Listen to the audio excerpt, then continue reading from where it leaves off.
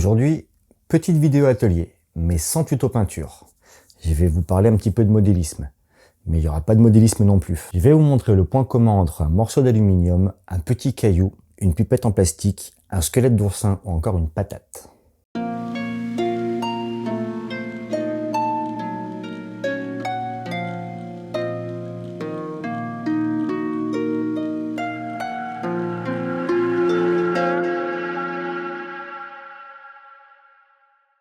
Bonjour tout le monde, bienvenue dans ma faille temporelle. Dans ce petit épisode, je vais vous montrer comment réaliser de petits outils de texture pour texturer de très grandes surfaces pour donner vie à vos mastiques de modélisme.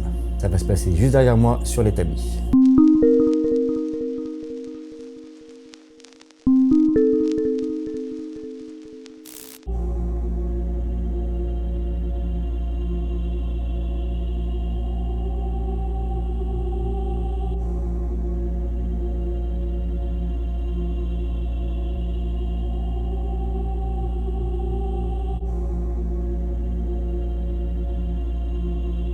On va démarrer ensemble la confection de ces petits outils. J'ai sur mon établi une boule de green stuff prête à l'emploi, un verre d'eau et ces petits outils en os.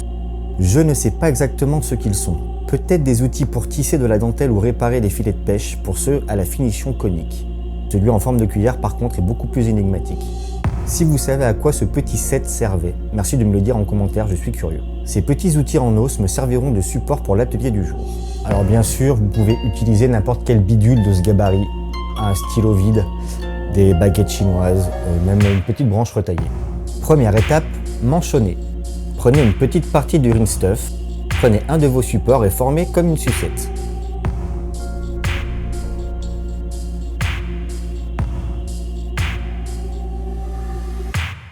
Roulez-le ensuite sur votre plan de travail pour obtenir un cylindre.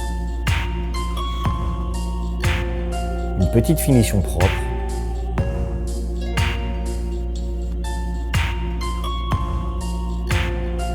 Et voilà notre premier manchon.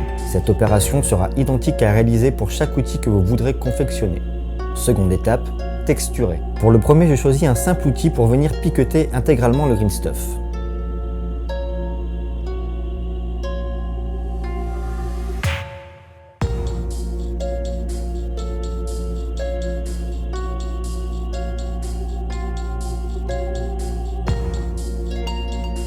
Je change ensuite d'outil pour le même, mais avec des extrémités plus fines.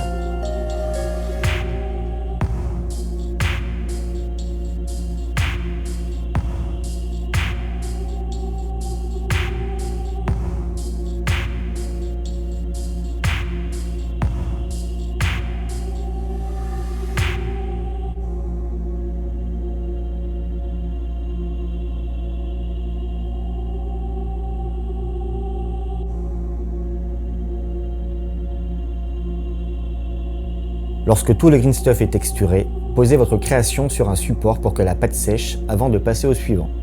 Deuxième manchon en main, cette fois-ci je me saisis d'une petite pierre poreuse ramassée sur une plage. Je vais plonger le green stuff dans l'eau pour ensuite le presser en roulant sur la pierre pour imprimer ses aspérités naturelles.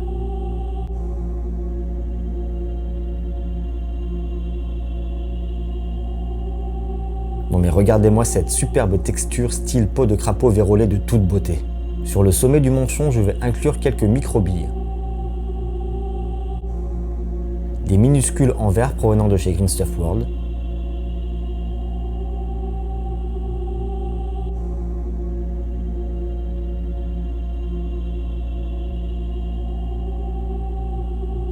Et des plus grosses en terre cuite dont je ne me souviens plus la provenance.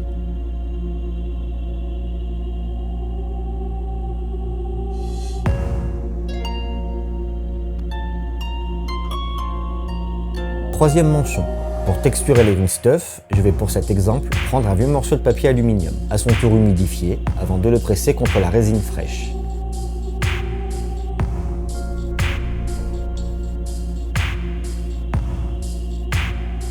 On obtient une texture de roche que je vais parsemer d'auréoles grâce à l'embout de cette pipette.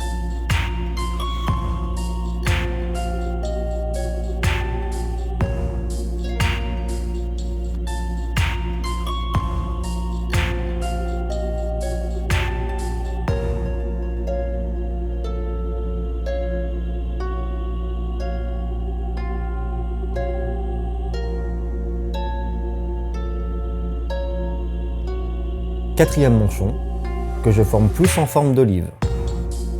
Pour celui-ci, j'ai choisi une pomme de terre.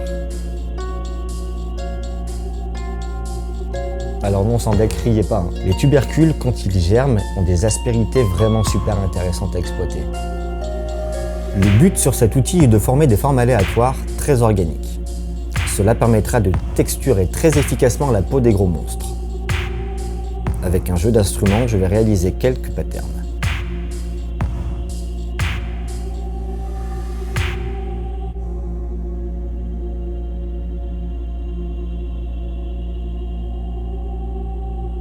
Dernier manchon, en forme de bille cette fois. Et le voici, le squelette d'oursin. Fragile pellicule à la texture presque hypnotique. Magnifique. À la fois relief du chapeau d'un champignon toxique ou encore peau d'extraterrestre, ce pattern m'inspire beaucoup.